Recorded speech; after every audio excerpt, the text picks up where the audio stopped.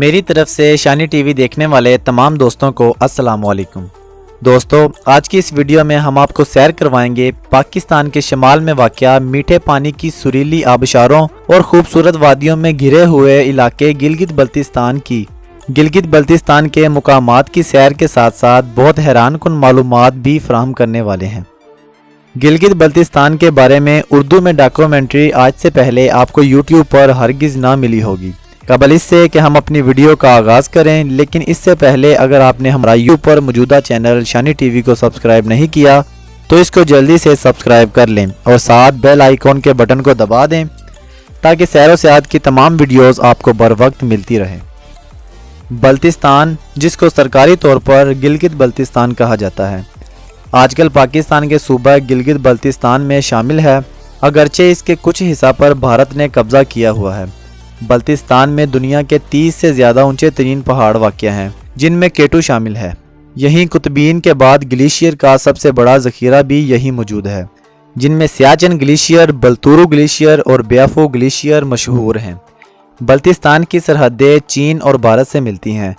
بلتستان سکردو، روندو، sugar, Kharmang, گلتری اور خپلو کی وادیوں پر مشتمل ہے۔ انتظامی لحاظ سے یہ علاقہ دو اضلاع سکردو اور ضلع گانچے میں منقسم ہے۔ بلتستان کے مشرق میں چین کے مسلم اکثریتی صوبے سنکیانگ کا ایغور کا علاقہ ہے۔ جنوب مشرق میں ہندوستانی مقبوضہ کشمیر، جنوب میں پاکستانی مقبوضہ کشمیر، جبکہ مغرب میں پاکستانی صوبہ خیبر پختونخوا واقع ہے۔ اسلام میں پہلے بلتستان میں بدھ مت کا دور تھا۔ 700 قبل مسیح میں ایران سے میر سید علی ہمدانی المعروف شاہ ہمدان یہاں تشریف لائے۔ آپ نے خپلو میں ایک مسجد کی بنیاد رکھی جس کا نام چکچن تھا، جو آج بھی بڑی شان و شوکت سے موجود ہے۔ 1840 میں زوراور سنگھ نے بلتستان پر حملہ کر دیا۔ اس کے ساتھ ہی بلتی ریاست کا خاتمہ ہو گیا، لیکن 12 دسمبر 1841 کو زوراور سنگھ قتل ہو گیا تو احمد شاہ نے بلتستان میں بغاوت کرا دی، مگر آزادی کی یہ جدوجہد کامیاب نہ ہو سکی اور بلتستان واپس 1842 میں ڈوگرا حکومت کے قبضے میں چلی گئی۔ بلتستان میں ڈوگرا حکومت 1948 تک رہی۔ ڈوگرا حکومت کی 108 سالہ تاریخ میں بلتی عوام پر ظلم و ستم کے پہاڑ توڑے گئے۔ بلتیوں نے ڈوگرا حکومت کو کبھی دل سے تسلیم نہیں کیا۔ 14 اگست کو جب پاکستان وجود میں آیا تو گلگت میں راجہ خان اور کرنل مرزا حسن خان کی سرکردگی میں انقلاب آیا، جس کو دیکھ کر بلتستان کے لوگوں نے بھی ناجائز ڈوگرا حکومت کے خلاف آواز بلند کی۔ چنانچہ گلگتیوں کی مدد سے بلتیوں نے 14 اگست 1948 کو مکمل آزادی حاصل کی۔ نومبر 1948 تک پوریگ تک کا سارا علاقہ آزاد کرا لیا گیا، لیکن 1971 میں بھارت نے ان علاقوں پر قبضہ کر لیا۔ بلتستان کی آزادی کے فوراً بعد بلتیوں نے پاکستان کے ساتھ اپنا الحاق کر لیا۔ 1972 تک بلتستان کو پاکستان کی وفاقی حکومت کے زیر انتظام ایک ضلع کی حیثیت حاصل رہی۔ 1972 میں پاکستان کے اس وقت کے صدر ذوالفقار علی بھٹو نے بلتستان کے 2 اضلاع گھانچے اور سکردو بنا دیے گئے۔ 2009 میں پیپلز پارٹی کی حکومت نے گلگت بلتستان کو صوبے کی حیثیت دے دی۔ بلتستان کا خطہ اپنے خوبصورت نظاروں، دلکش وادیوں، بلند و بالا برفیلے پہاڑوں، روح فنا کر دینے والی گہری گھاٹیوں، ہزاروں سال قدیم انداز میں مقامی باشندوں کی بود و باش کی بدولت ملکی اور غیر ملکی سیاحوں میں خاصا مقبول ہے۔ اسی سرزمین پر ایورسٹ کے بعد دنیا کی دوسری بلند ترین چوٹی کیٹو واقع ہے۔ یہی نانگا پربت کھڑا ہوا ہے، جسے قاتل پہاڑ بھی کہا جاتا ہے۔ انہی علاقوں میں قطبین کے بعد دنیا کے طویل ترین اور بڑے گلیشیئر پائے جاتے ہیں، جن میں پاکستان اور بھارت کے مابین متنازع سیاچن گلیشیئر کے علاوہ ہسپر، بتورا اور بلتورو قابل ذکر ہیں۔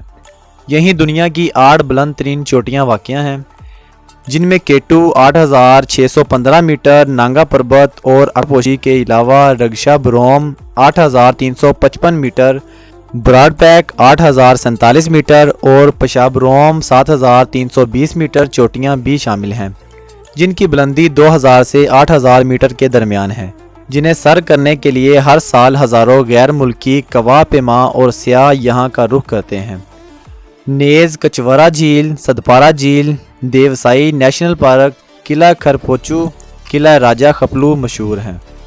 بلتستان کا کل رقبہ 72,971 مربع کلومیٹر ہے۔ صوبوں کے لحاظ سے یہ پاکستان میں چھٹے نمبر پر آتا ہے۔ گلگتستان کی کل آبادی تقریباً 20 لاکھ افراد ہے۔ یہاں کے لوگ سادہ، محنتی اور خوش اخلاق ہیں۔ گلگت بلتستان کی آبادی مکمل طور پر مسلم ہے۔ گلگت بلتستان کی آبادی بہت سے متنوع لسانی، نسلی اور مذہبی فرقوں پر مشتمل ہے، جس کے نتیجے میں دنیا کے سب سے اونچے پہاڑوں کی طرف سے علیحدگی کی بہت سے الگ الگ جھاڑیوں تک نسلی گروپوں میں شمولیت، جیسے کشمیر کا شگرس، پامیر، پٹھان اور کوہستانی شامل ہیں۔ گلگت بلتستان سے تعلق رکھنے والوں کی ایک بڑی تعداد پاکستان کے دیگر حصوں میں واقع ہے۔ بنیادی طور پر پنجاب اور کراچی میں گلگت بلتستان کی خواندگی کی شرح تقریباً 72% ہے۔ 1978 سے پہلے سخت خطے اور قابل رسائی سڑکوں کی کمی کی وجہ سے گلگت بلتستان پاکستان سے کاٹ دیا گیا تھا۔ جنوب کی تمام سڑکیں پاکستان کے زیر انتظام ریاست آزاد کشمیر اور موجودہ ہندوستانی جمہوریہ جموں کشمیر کی طرف سے جنوب مشرق میں کھلی ہوئی ہیں، لیکن ہوائی سفر صرف چند امیر مقامی لوگوں اور پاکستان کے فوجی اور شہری اہلکاروں کو قابل رسائی تھا۔ پھر چینی حکومت کی مدد سے پاکستان نے کرکورم ہائی وے کی تعمیر شروع کی، جس میں 1978 میں مکمل ہوا۔ راولپنڈی اسلام آباد سے گلگت کا سفر تقریباً 20 سے 24 گھنٹوں میں طے ہوتا ہے۔ کرکورم ہائی وے اسلام آباد، گلگت اور سکارڈو سے جوڑتا ہے، جس میں گلگت بلتستان میں پہاڑنے والی مہم کے لیے 2 بڑے مرکز ہیں۔ شمالی علاقہ ٹرانسمیشن کارپوریشن نے 2 صوبوں میں بس اور جیپ ٹرانسمیشن سروس پیش کی تھی، اور اس علاقے میں کئی دیگر مقامات جھیلیں اور گلیشیئرز فراہم کیے ہیں۔ کرکورم ہائی وے پر لینڈ لانڈس بہت عام ہیں۔ خنجیر بائی پاس 4,693 میٹر 15,397 فٹ میں دنیا بھر میں سب سے بلند پائیدار بین الاقوامی سرحد پار کر رہا ہے۔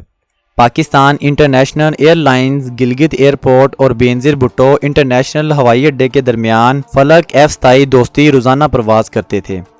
پرواز کا وقت تقریباً 50 منٹ تھا، اور یہ دنیا میں سب سے زیادہ منظر عام میں ایک تھا۔